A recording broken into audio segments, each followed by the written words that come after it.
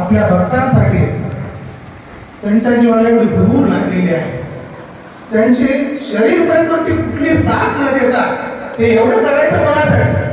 त्यांना काय गरज आहे? काय गरज आहे त्यांना आपल्यासाठी? तो देवांनी त्यांच्या स्वतःच्या तब्येतीचं कुठलीच न काळजी करता आपल्या असं गुरु भेटणं म्हणजे आपलं काहीतरी भाग्य. आपल्याला भाग्य असं गुरु भेटणं म्हणजे माझी बोलायचीच मानसिकता नव्हती. आज 1 महिन्यापासून त्यांची तब्येत ठीक नाही.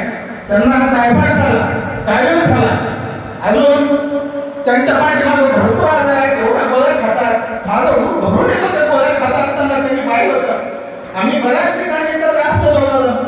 काही लोक म्हणतात तुम्ही त्यांना ते सांगा, हे सांगा. मी काही गोष्टी त्यांना सांगत असतो गुरु महाराजांना, काही गोष्टी मी सांगत सुद्धा. कारण एवढं परम भाग्य आपल्या समजा गुरुबंधू, असं जे आपल्याला गुरुमूर्ती भेटली हे आपल्याला फार पुण्याची गोष्ट आहे. असा हिरा शोधून सापडणार नाही जो म्हणतो आपण.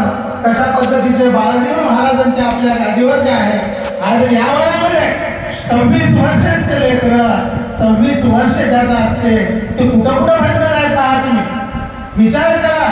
आणि त्या गुरु महाराजांनी आपल्याला 2028 आताच आमचे गोविंदराव पाटलांनी म्हणलं आम्हाला खूप मोठ्या मोठ्या लोकांचे साथ आहे, फक्त आम्हाला त्यांच्याकडून पैसा पाहिजे.